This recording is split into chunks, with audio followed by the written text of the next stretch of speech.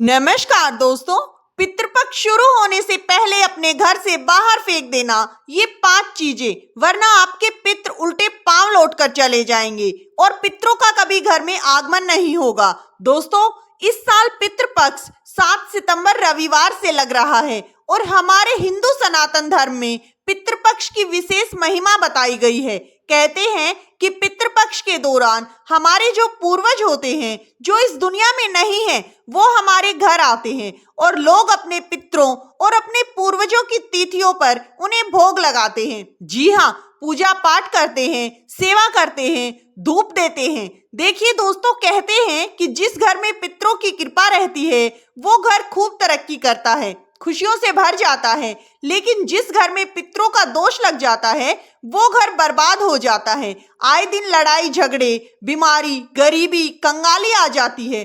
देखिए, आज के समय में जो लोग पितृपक्ष की महिमा भूलते जा रहे हैं, लेकिन आज इस वीडियो में गरुड़ पुराण के आधार पर हम आपको कुछ ऐसी बातें बताने वाले हैं जो आपके लिए जानना बहुत ही जरूरी है। अगर आप चाहते हैं कि आपके जीवन में कभी पितृदोष ना लगे, आप चाहते हैं कि आपको पितरों का आशीर्वाद सदैव मिलता रहे, सदैव पितरों की कृपा आप पर बनी रहे, तो आज हम आपको जो बातें बता रहे हैं उन्हें ध्यान से सुनना।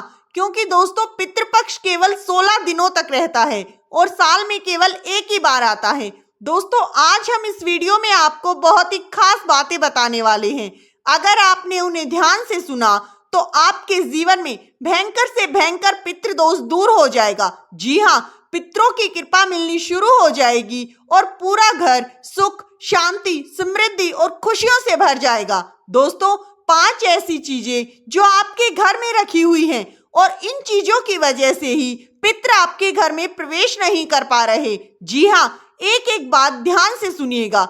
देखिए दोस्तों, सबसे पहले वीडियो में आगे बढ़ने से पहले अगर आपने वीडियो को लाइक नहीं किया है तो वीडियो को एक प्यारा सा लाइक जरूर कर दे, वीडियो को हाइप जरूर करें। और दोस्तों, चैनल पर पहली बार विजिट कर रहे हैं तो चैनल को सब्सक्राइब कर कमेंट बॉक्स में जय पितृदेव जरूर लिखें। दोस्तों, कहते हैं कि पितृधर्म और पितृपक्ष एक ही है। जी हाँ, पितृपक्ष हिंदू धर्म का वो कालखंड है जिसमें हम अपने पितरों और पूर्वजों को स्मरण करते हैं, उन्हें तर्पण करते हैं, श्राद्ध और पिंड दान अर्पित करते हैं। लोग कई तरह के उपाय भी करते हैं, कई तरह की पूजा अर्चना कराते हैं, कई तरह के हवन कराते हैं अपने पितरों की शांति के लिए और अपने पितरों को प्रसन्न करने के लिए। दोस्तों, भाद्रपद पूर्णिमा से लेकर अश्विनी अमावस्या तक लगभग 15 से 16 दिनों तक पितृपक्ष चलता है।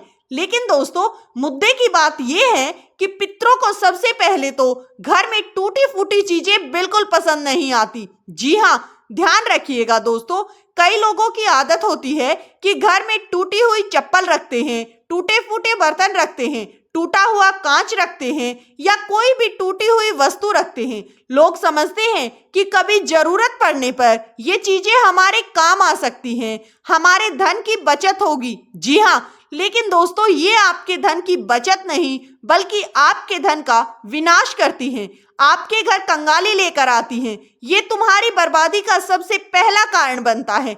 चाहे पितृपक्ष हो, चाहे कोई और त्योहार, कभी भी हमें अपने घर में टूटी हुई चीजें नहीं रखनी चाहिए, क्योंकि पितृदोष लगने का सबसे पहला लक्षण यही होता है। कई बार ऐसा होता है कि लोग अपने घर के दरवाजे पर टूटी चप्पलें रखते हैं, अपने घर की छत पर टूटा फूटा सामान रखते हैं। कहते हैं दोस्तों कि ये चीजें घर में नकारात्मकता को लेकर आती हैं। इन चीजों का सीधा प्रभाव हमारे पितृ, हमारे पूर्वजों पर पड़ता है, क्योंकि जब घर में स्वच्छता और पवित्रता नहीं होगी तो घर में कोई भी पितृ प्रवेश नहीं करेगा। टूटी हुई चीज पितरों को अपमान जैसी लगती है और फिर पितृ घर में प्रवेश नहीं करते। जी हाँ दोस्तों, फिर परिणाम क्या मिलता है कि परिवार में वाद विवाद शुरू हो जाता है, मानसिक अशांति बनी रहती है, दिमाग में कई तरह के भ्रम उपजने लगते हैं और घर में आर्थिक हानि होने लगती है। इसीलिए सबसे पहले तो हमें हमारे घर से सारी टूटी फूटी चीजों को बाहर फेंक देना चाहिए, तुरंत बाहर निकाल देना है। अब देखिए दोस्तों, गरुड़ पुराण में बताया गया है कि पितृपक्ष की महिमा अपरंपार है। यमराज स्वयं कहते हैं कि जो लोग अपने पितरों का स्मरण सदैव करते हैं, श्राद्ध करते हैं, श्रद्धा पूर्वक श्राद्ध करते हैं, उनके पितृ प्रसन्न होकर उन्हें दीर्घायु, स्वास्थ्य और संपत्ति का आशीर्वाद देकर जाते हैं। देखिए, इस कालखंड को केवल धार्मिक अनुष्ठानों तक सीमित नहीं रखा गया है, बल्कि ये जीवन को शुद्ध करने और बुरी शक्तियों से मुक्ति पाने का भी अवसर है। जी हाँ, इसीलिए पितृपक्ष शुरू होने से पहले हमें अपने घर की शुद्धता करनी चाहिए, नकारात्मक चीजों को बाहर फेंक देना चाहिए और शुभ चीजों को घर में लाना चाहिए, जो कि फलदायी माना गया है। अब देखिए, कई सारे लोगों की आदत होती है अपने घर में पुराने और फटे हुए कपड़े संजो कर रखते हैं। कई सारे घरों में ऐसा देखा जाता है कि लोग क्या करते हैं, जो घर के पुराने कपड़े होते हैं उन्हें एक बोरे में बांधकर घर के किसी कोने में पटक देते हैं। ये भी पूरी तरह से गलत है, क्योंकि फटे और पुराने कपड़ों में दोस्तों दरिद्रता का वास माना गया है। इन्हें घर में रखने से सकारात्मक ऊर्जा का प्रभाव सबसे पहले रुकता है। आज हमारे भारत में लगभग ऐसे कई सारे घर होंगे जिनमें फटे पुराने कपड़े लोग सजोकर बोरी में भरकर रखते हैं, ये सोचकर कि जरूरत पड़ने पर पोछा बनाने के काम आएगा या फिर सिलाई करते समय कोई काम आएगा। लेकिन दोस्तों, ये आपके घर में दरिद्रता को न्योता देता है। जी हाँ, आपके घर की बरकत को नष्ट करता है। जब घर में बरकत नहीं रहेगी तो ना तो उस घर में देवी देवताओं का वास होगा और ना ही उस घर में पितरों का वास होगा। इसीलिए फटे पुराने कपड़ों को जल्द से जल्द घर से बाहर निकाल देना चाहिए। जी हाँ दोस्तों, पितृ हमेशा यही चाहते हैं कि मेरा घर परिवार हमेशा आगे बढ़े, हमेशा फले फूले। जी हाँ दोस्तों, कई घरों में आपने देखा होगा कि कई महीनों तक सफाई नहीं होती, धूल जमी रहती है। आप झाड़ू पोछा सुबह शाम करते हैं, अच्छी बात है, लेकिन यहाँ पर सफाई का मतलब है कि लोग करते क्या है कि महीनों तक जाले लगे रहते हैं। मकड़ी के जाले और गंदगी को सबसे ज्यादा अशुभ माना गया है। गंदगी का मतलब है कि हम अपने पूर्वजों के स्वागत के लिए तैयार नहीं हैं। हमारे घर में जो आते हैं, सबसे पहले हमें घर को साफ और सुंदर रखना है।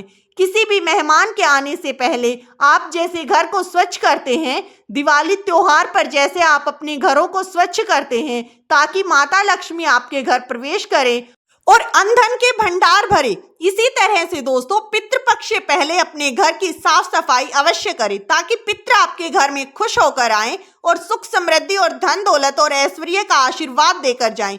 दोस्तों, कहा जाता है अगर कोई दोस्त या कोई अपना रूठ जाए तो चलेगा, लेकिन कुल देवी देवता पितृ कभी नहीं रूठने चाहिए। इसीलिए हमें अपने पूर्वजों का स्वागत करने के लिए हमेशा तैयार रहना चाहिए। घर का कूड़ा कचरा सब बाहर फेंक देना चाहिए। अगर आप ऐसा नहीं करते हैं तो आपके घर में कंगाली, लड़ाई झगड़े, दरिद्रता आती है, पैसे की तंगी शुरू हो जाती है, स्वास्थ्य में परेशानियां शुरू हो जाती हैं। ये सब चीजें संकेत हैं कि पितृ दोष आपके घर में लग चुका है।